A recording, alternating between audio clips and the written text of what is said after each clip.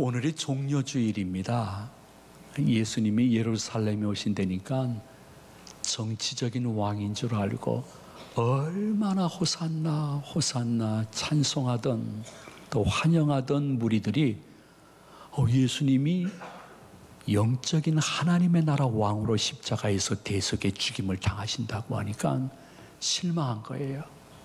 그러다가 돈 몇 푼 주니까 예수 죽여라, 예수 죽여라 돌변하는 거예요. 이러한 신앙의 줏대가 없는 신앙인이 되지 않기 위해서는 이번 한 주간 주님의 고난 주간을 보내면서 신비에 새겨야 될 단어가 있습니다. 제일 먼저는 사랑입니다. 하나님의 사랑. 이 벌레만도 못한 나를 위해서 자신의 독생자 예수 그리스도를 대신 십자가에서 제물로 죽이시는 아버지 하나님의 사랑. 여러분이 어딜 놀러 갔는데 급류 때문에 내 아들이 빠져서 급류에서 휩쓸려 내려가는데 또 한 아이도 휩쓸려 내려가요. 두 명이. 나는 그 급류 근처도 갈 수 없는데 같이 휩쓸려 나가는 그 아이의 아버지가 막 뛰어가면서 밧줄을 던져서 애를 구해냈어요. 그 애가 누구예요? 자신의 아이가 아니었어요. 내 아이를 급류 죽음에서 먼저 구한 거예요. 그리고 그 아저씨의 아들은 죽었어요. 그렇다면 여러분들, 그게 무덤덤한 사건일까? 아닙니다. 너무 감사하고 감격하고 기뻐하고 죽을 때까지 그 아저씨를 기리고 전할 것입니다. 마찬가지입니다. 하나님 편에서 봤을 때는 이 죄 많은 인간과 더럽고 추하고 음란한 이 인생들을 위해서 자신의 아들이 대신 죽임을 당한다는 것은 있을 수 없는 이야기였습니다. 그러나 무조건적이어 불가항력적인 사랑으로 독생자 예수님을 죽이시면서 우리를 살리신 것입니다. 그 사랑 무덤덤하게 받아들여야 될까? 그럴 수도 있지 뭐. 저분 병신인가? 바본가? 이럴 사람은 한 명도 없을 것입니다. 너무 그 예수 그리스도의 대속의 죽임 당하심을 감사하면서 하나님의 사랑을 기억하고 기뻐하고 감격하고 감사하며 다른 사람에게 전할 수 있는 여러분의 영성이 되시기를 축원을 드립니다. 여러분이 마음속에 기억해야 될 것 한 가지가 있습니다. 그것은 예수님이 가시면류관을 쓰시고 채찍에 맞으시고 창에 찔리시고 6시간 동안 십자가에서 물과 피를 다 흘리셔서 죽임당함으로 우리가 나음을 입었다고. 첫 번째는 그분의 사랑이 이번 한 주간 고난 주간 보내면서 우리의 마음에 새겨질 단어입니다. 두 번째는 생명입니다. 혹은 영생입니다. 이 시간에 새기시기를 바랍니다. 예수님이 우리를 위하여 대속의 고난과 죽임을 당하심으로 우리는 새 생명을 얻게 되었습니다. 그것을 영생이라고 이야기합니다. 전 세계 인구가 76억이라고 합니다. 그 많은 사람들의 죄를 대속하기 위해서 예수님이 반복적으로 십자가에서 돌아가실 이유는 전혀 없습니다. 예수님은 단번에 영원히 동시에 자신을 따르는 모든 사람들에게 생명과 영생을 주시기 위하여 대속의 고난과 죽임을 당하신 것입니다. 그분의 고난이 우리의 아픔일 수도 있고, 그분의 부활의 기쁨이 우리의 영생의 기쁨이 될 수가 있는 것입니다. 저는 젊지만 김연아 선수, 그 자매를 참 어떻게 의미에서는 존경합니다. 어떻게 젊은 사람이 저렇게 자신을 잘 관리할 수 있을까? 근데 김연아 자매가 세상에 동계올림픽에서 금메달을 땁니다. 그 가족뿐만이 아닙니다. 본인뿐만이 아닙니다. 온 국민이 같이 기뻐하고 행복해했습니다. 야, 우리나라도 이러한 금메달을 딸 수 있구나. 그 김연아 선수가 연기를 하는 도장에 넘어질 때마다 우리도 같이 가슴을 아파했습니다. 아이고, 어쩌지. 하지만 다시 금메달을 손에 쥘 때 같이 기뻐했습니다. 마찬가지입니다. 예수 그리스도가 십자가에서 고난을 당할 때에 우리도 단 일주일이지만은 새벽에 그 고난에 동참하는 것이요. 다음 주 부활하실 때 예수님 한 분, 하나님 한 분의 기쁨이 아니라 그의 부활을 믿는 모든 성도들이 자신에게 그를 통해서 이루어진 새 생명, 영생을 바라보며 기뻐할 수 있는 것이 기독교인의 의무요 특권인 줄로 믿으시기를 바랍니다. 그래서 이 일이 얼마나 소중한, 우리가 읽은 본문 25절 말씀에 이러한 말씀으로 우리에게 말씀해 주고 있습니다. 우리 다 같이 봉독합니다. 너희가 전에는 양과 같이 길을 잃었더니 이제는 너희 영혼의 목자와 감독 되신 이에게 돌아왔느니라. 아멘. 무슨 말이냐면 예수님을 통한 새 생명, 영생을 얻은 사람의 기쁨의 증표가 무엇인 줄 압니까? 딱 한 가지입니다. 그로부터는 예수님이 자신의 영육의 삶에, 자신의 인생의 유일한 목자요 감독임을 인정하시는 분들은 이미 영생의 백성이 되었다는 것입니다. 이런 제가 말씀 전한다고 여러분 모두가 믿어질 진리는 아닙니다. 오직 지혜의 성령님이 여러분들에게 지혜를 주시기를 바라는 마음으로 성령에 의지하여 선포하는 것인데, 여러분의 인생을 살아가면서 기쁠 때나 어려울 때 순간순간 예수 그리스도가 자신의 삶의 목자요 자신의 삶을 감독하는 감독이기 때문에 그분께 기도하고 그분을 찬양하고 그분께 예배드리고 그분의 말씀을 읽으며 그분의 말씀대로 살면서 당하는 고난을 기뻐한다고 하면 여러분들은 이미 특별한 은사를 받지 못했어도 영생의 백성이 된 줄로 믿으시기를 바랍니다. 그래서 주님께서는 고난주간을 보내면서 하나님의 사랑을, 그분의 은혜로 단번에 임한 생명, 영생의 기쁨을 가지면서 한 주간을 보내라고 말씀하시면서 마지막으로 고난주간에 우리의 신비에 새겨져야 될 말씀은 자유입니다. 혹은 해방입니다.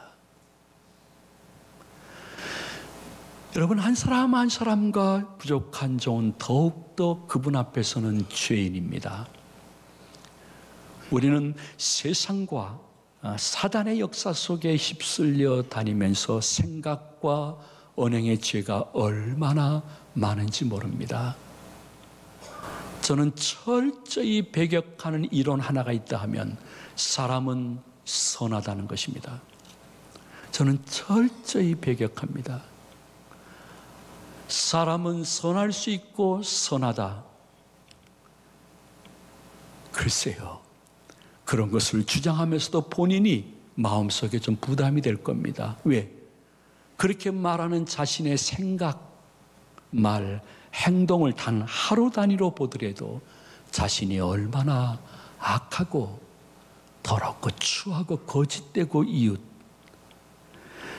배반적이요 음란한지를 본인이 알 겁니다. 우리도 마찬가지입니다. 우리는 나이를 먹을수록 더 악해지는 것을 부인할 수 없습니다. 여러분은 모르겠습니다. 하나님 존전에 솔직히 저 자신을 보면 제가 20대, 30대보다 지금 60대가 더 악합니다. 거짓 없이 고백합니다. 그때가 더 순수했다고 말씀드릴 수 있습니다. 사람은 나이를 먹으면 먹을수록 더 악해지며 그 죄의 싹은 사망이요 지옥입니다.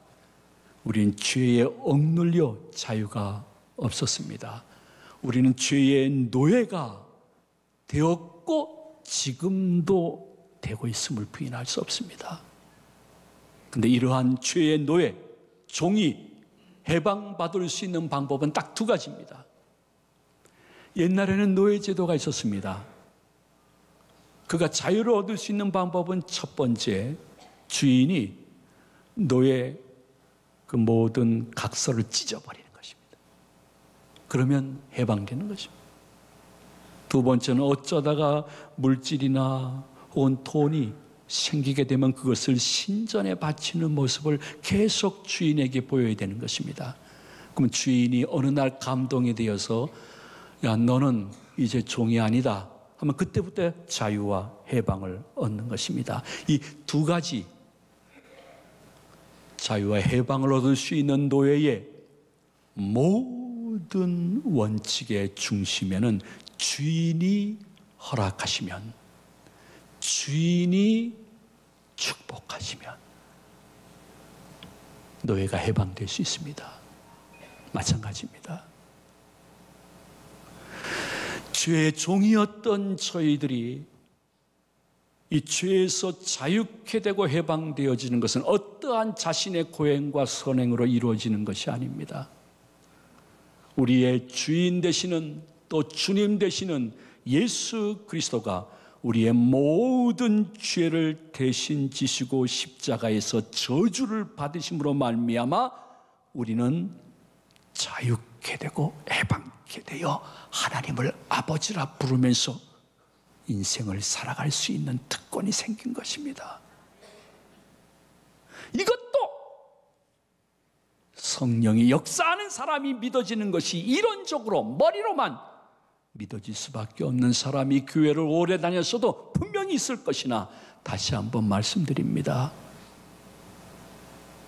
우리는 주님 되시는 예수님이 십자가를 통해서 행동을 보여주셔서 죄와 사망과 지옥에서 자유와 해방을 얻었습니다.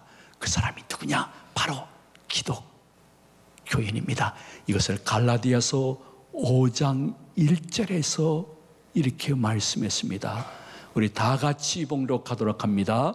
그리스도께서 우리를 자유롭게 하려고 자유를 주셨으니 그러므로 굳건하게 서서 다시는 종의 멍에를 매지 말라. 아멘. 예수님이 우리에게 자유를 주셨습니다. 죄에서, 사망에서, 지옥에서 해방의 은혜를 주었습니다. 이제 우리에게 필요한 것은 다시 종이 되거나 죄의 노예가 되지 말라는 것입니다. 그러면 어떻게 살아야 될 것인가? 그 부분에 대해서 22절, 본문 23절은 이렇게 구체적인 모습을 우리에게 가르쳐주고 있습니다. 우리 봉독을 시작합니다. 그는 죄를 범하지 아니하고 그 입에 거짓도 없으시며 욕을 맞대어 욕하지 아니하시고 고난을 당하시되 위협하지 아니하시고 오직 공의로 심판하시는 이에게 부탁하시며 아멘. 이 말이 무슨 뜻일까요? 다시 죄의 종이 되지 않기 위해서는 우리가 교회 내에서, 가정에서 믿지 않는 분들과의 관계에 있어서 여러분 할 수 있거든 죄를 짓지 않으려고 노력하는 거예요. 거짓말 하지 않으려고 노력하는 거예요. 여러분, 거짓말은 언젠가 다 반론합니다. 그 누가 나한테 욕한다고 맞대어 욕하는 거 아니에요. 누가 나에게 고난을 준다고 해서 나도 요시 두고 보자, 내가 너도 한번 당하게 하리라 하는 것이 아니에요. 정말 사랑과 영생과 자유를 얻은 성도는 그 모든 일어나는 일들에 대해서 순간 욱하고 분노하고 참을 수 없는 말이 내 입에서 나갈 수 있으나 금방 주여 공의로운 아버지 하나님께 이 모든 일을 맡기고 제가 바보가 되겠습니다. 판단하시는 아버지 하나님이 판단하시고 하나님이 살아계심을 저를 통해서, 저희 가정을 통해서 나타내시고 영광을 받아 주시옵소서. 여러분 생각해 보십시오.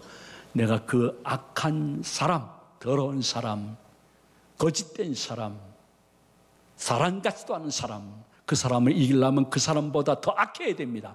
여러분 원래 성품이 그렇지 못합니다. 더 죄악된 말과 행동을 해야 됩니다. 더 강한 저주의 말을 해야 됩니다. 더 강하게 고소하고 고발해야 됩니다. 끝까지 가야 됩니다. 근데 아마도 우리는 질 수밖에 없을 것입니다. 왜냐하면 우리는 그래도 조금이라도 성령이 우리 안에 거하기 때문에 결국은 악을 악으로 대하면 우린 지게끔 되어 있습니다. 공의의 하나님께 모든 것을 맡기고 도리어 주여 주님이 해결하시고 홀로 영광을 받아 주시옵소서 하면서 기도하고 기다리고 기대할 수 있는, 그래서 그분이 그 일을 처리하고 그분이 그 일을 해결해 주시는 것을 볼 수 있는 것이 우리의 아름다운 영성이 되어야 예수님의 은혜로 우리가 죄 용서함 받았다는 것이 다른 사람들이 볼 때 아니 저짓 해놓고선 예수님이 용서했으면 다 되는 거야? 나는 아직 용서할 수 없어. 그러한 사람들에게 그렇구나, 저렇게 나를 대한다고 하면 나도 용서해야 되겠구나 할 수 있는 것이 마지막 우리의 전도의 방법이요 삶의 공식인 것을 이번 한 주간 묵상하면서 잘 적용할 수 있는 제 가족들 되시기를 주님의 이름으로 축원을 드립니다. 축복합니다.